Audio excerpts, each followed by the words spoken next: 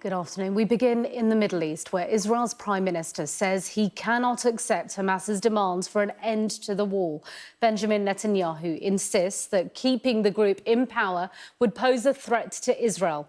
He's released a statement after talks with Hamas resumed in Cairo today.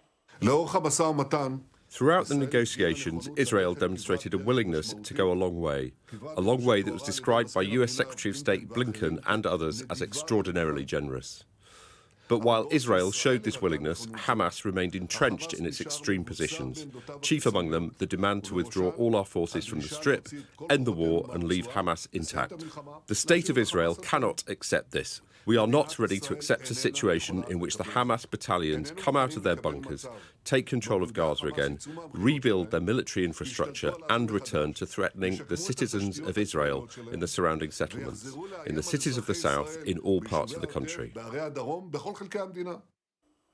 Well, this afternoon, Hamas says they are keen to reach a comprehensive agreement, including a Palestinian prisoner and Israeli hostage exchange deal.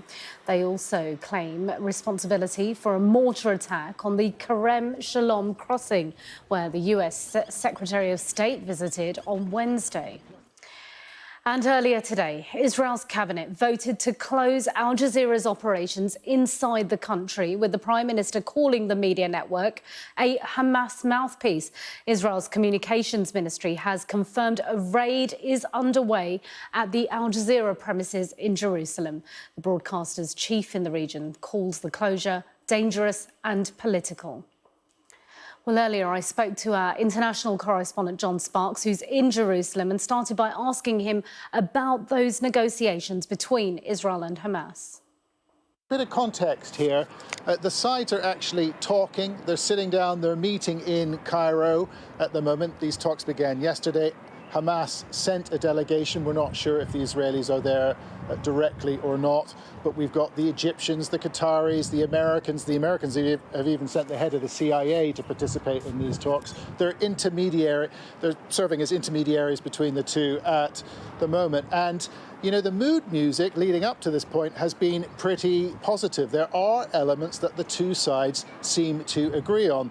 The Israelis, for example, seem to be willing to offer a 6-week truce, a 40-day truce, or a pause in the fighting in Gaza in exchange for Hamas releasing around 30 hostages. It's also thought the Israelis are willing to countenance the return of hundreds of thousands of civilians to northern Gaza as well. But the real problem here is what happens next. What would happen after this pause in the fighting? What would happen after this temporary ceasefire? Hamas want this truce to move into a permanent ceasefire, an end to the war, an end to the fighting. But Netanyahu here in Israel and many members of the cabinet, they will not agree to that. And Netanyahu on repeated occasions has said that he seeks the destruction of Hamas. And he released a recording today. This is the first time that he has given his thoughts on these talks, which have been going on behind the scenes for a couple of weeks. He said that the Israelis have been working around the clock to forge an agreement with Hamas, but Hamas was holding entrenched positions on the end of the war. He said that Hamas wanted Israel to withdraw all of its troops. It wanted to end the war. And Netanyahu will not agree to that. So you've got irreconcilable positions here on the future of Hamas, on the future of the war. Very difficult to see how they will solve that. And I think as a result, some of the optimism is now sort of draining away. And John, following a cabinet meeting this afternoon, cabinet has voted unanimously to shut down all of Al Jazeera News' operations inside Israel.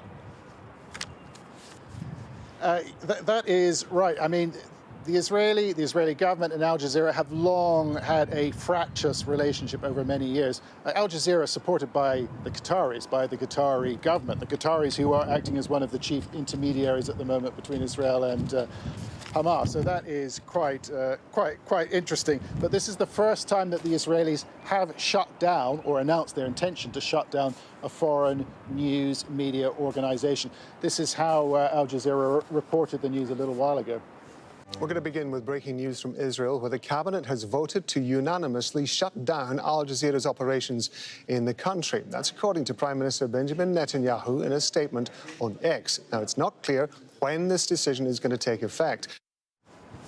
So I think that the problem here is that Al Jazeera have been highly critical of the Israelis. They've been outspoken. They've had teams on the ground in Gaza since the conflict began on October 7th. The Israelis say they're acting on national security grounds. But I think it tells us that this war is being fought in lots of different ways. And one of those ways is the battle for global opinion. And Israelis, they do not like what Al Jazeera are saying.